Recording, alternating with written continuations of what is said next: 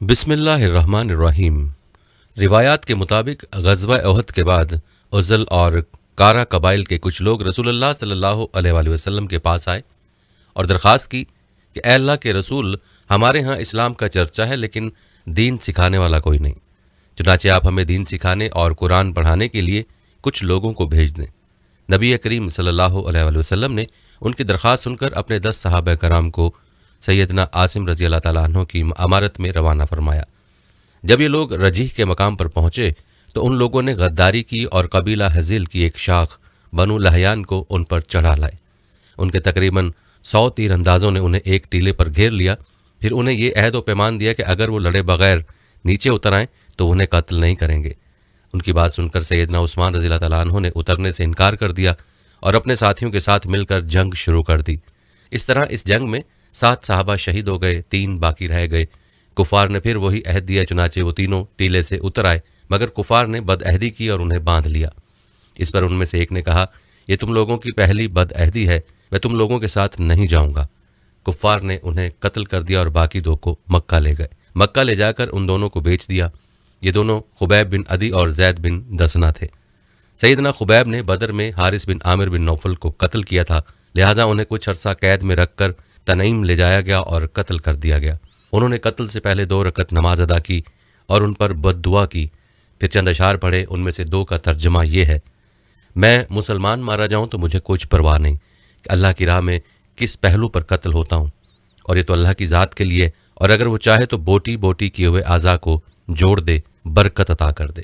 اس کے بعد ابو سفیان نے حبیب سے کہا کہ کیا تم یہ پسند کرتے ہو کہ تمہاری جگہ محمد صلی اللہ علیہ وآلہ وسلم ہمارے قبضے میں ہوتے اور ہم ان کی گردن مارتے اور تم اپنے اہل و عیال میں ہوتے؟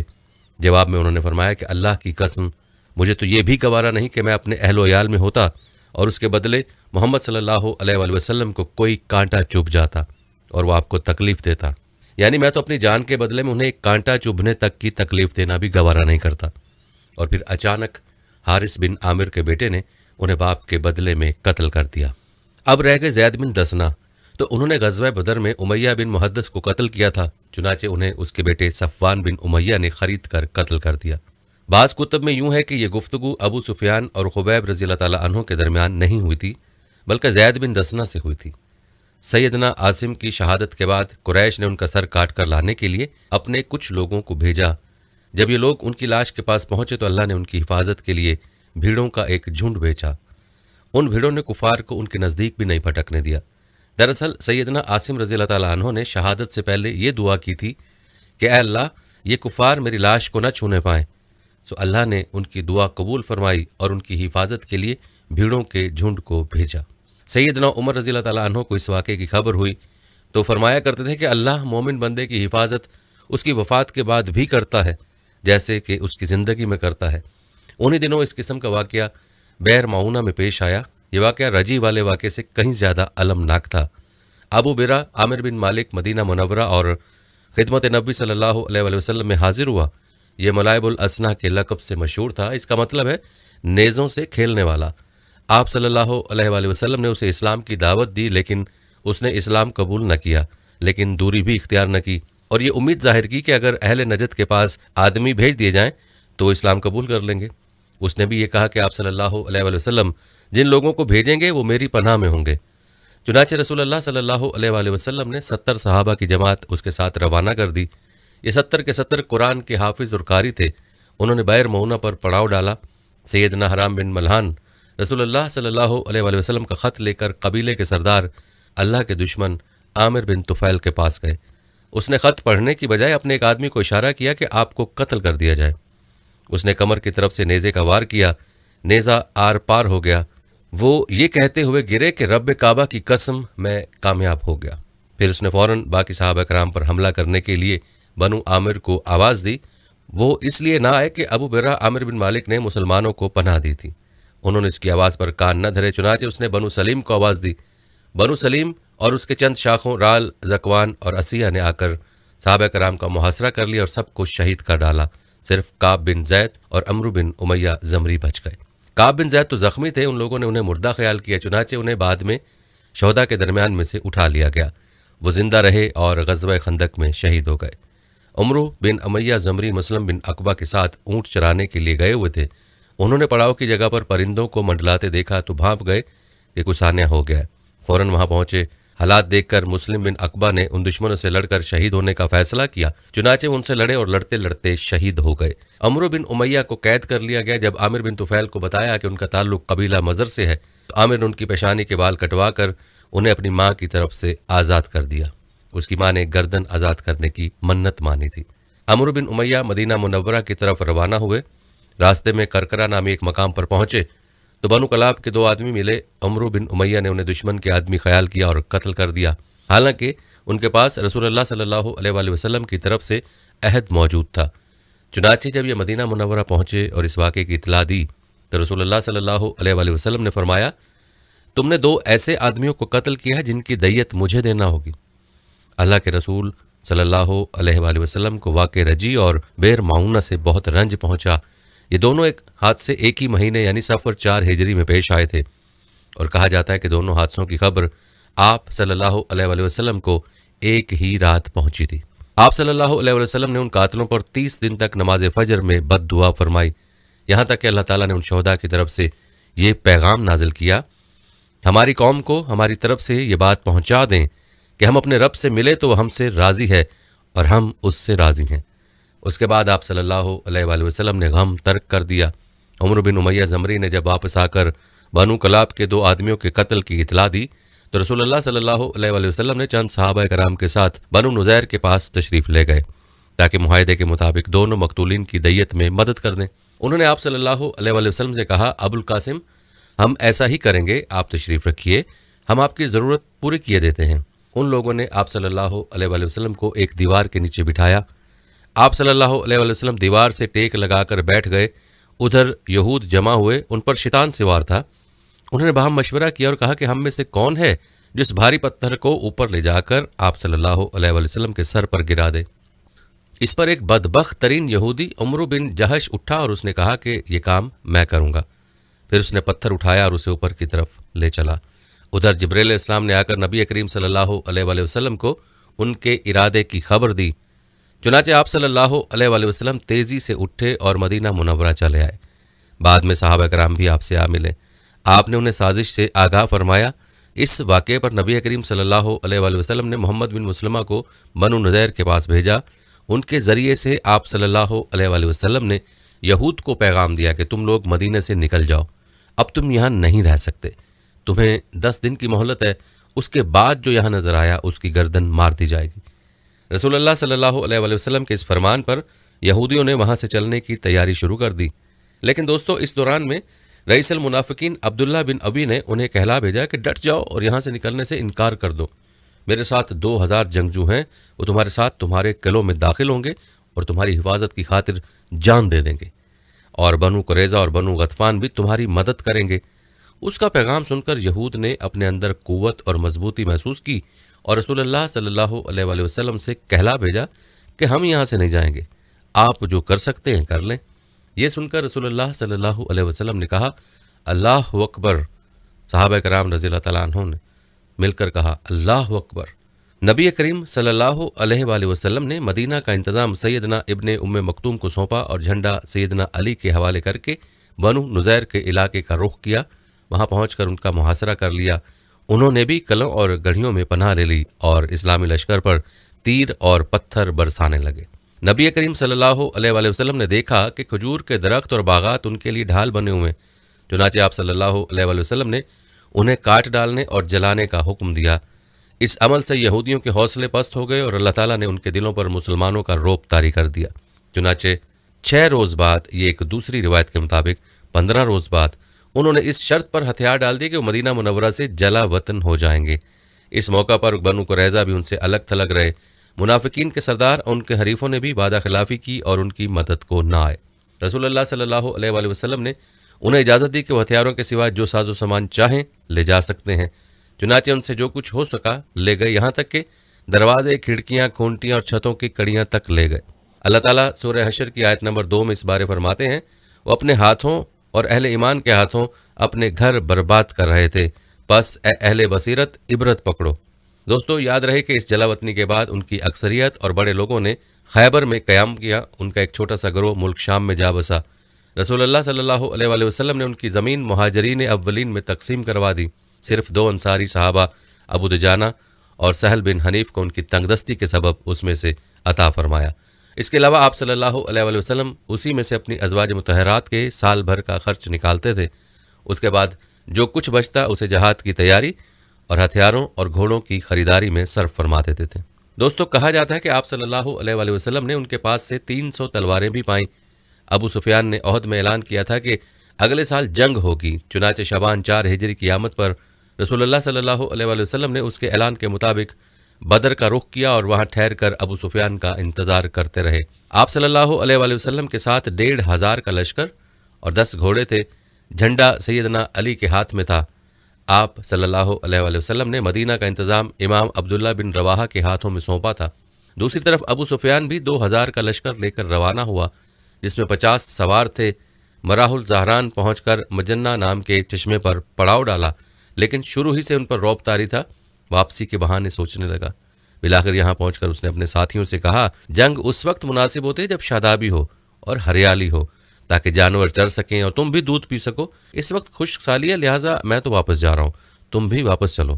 اس پر پورا لشکر بغیر کسی مخالفت کے واپس چلا گیا۔ مسلمانوں کو جب ان کے واپس ہونے کی خبر ملی تو انہوں نے اپنا سامان تجارت فروخت کیا، خوب نفع کمایا اور اس چاند سے واپس لوٹے کہ ہر دشمن پر ان کی دھاک بیٹھ چکی تھی اور ہر طرف امن و امان قائم ہو چکا تھا۔ چنانچہ 1 سال سے زیادہ عرصہ گزر گیا اور دشمنوں کو کچھ کرنے کی جرأت نہ ہوئی۔ اسی وجہ سے رسول اللہ صلی اللہ علیہ وآلہ وسلم کو آخری حدود تک امن پھیلانے کا موقع ملا۔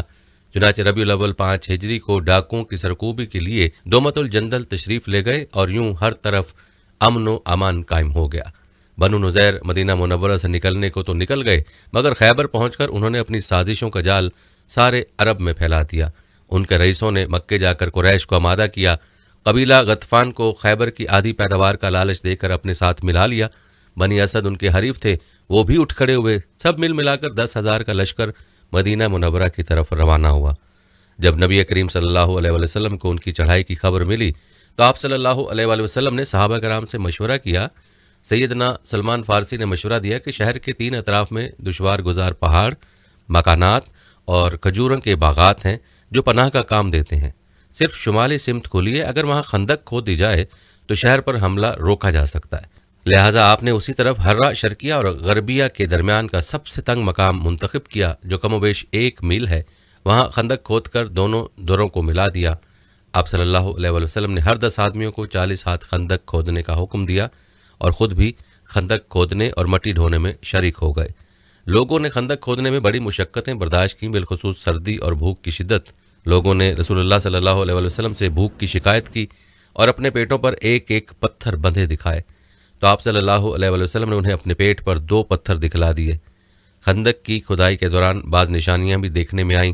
سیدنا جابر نے رسول اللہ صلی اللہ علیہ وآلہ وسلم کی بھوک کی سختی دیکھی تو صبر نہ کر سکے، اپنی بکری کا ایک بچہ ذبح کیا اور ان کی بیوی نے جو پیسے اور پھر خفیہ طریقے سے رسول اللہ صلی اللہ علیہ وآلہ وسلم کو چند صحابہ سمیت دعوت دی، مگر رسول اللہ صلی اللہ علیہ وآلہ وسلم سارے اہل خندق کے ساتھ، جن کی تعداد 1000 تھی، چل پڑے اور سب نے شکم سیر ہو کر کھایا۔ پھر بھی ہانڈی بھری ہوئی ابلتی رہی اور آٹے سے روٹی پکتی رہی۔ اس طرح سیدنا برا کے ساتھیوں کا ایک سخت چٹان سے سامنا ہوا۔ نبی کریم صلی اللہ علیہ وآلہ وسلم نے اتر کر بسم اللہ کہا اور کدال سے ایک ضرب لگائی تو ایک ٹکڑا کٹ گیا اور اس سے ایک روشنی نکلی۔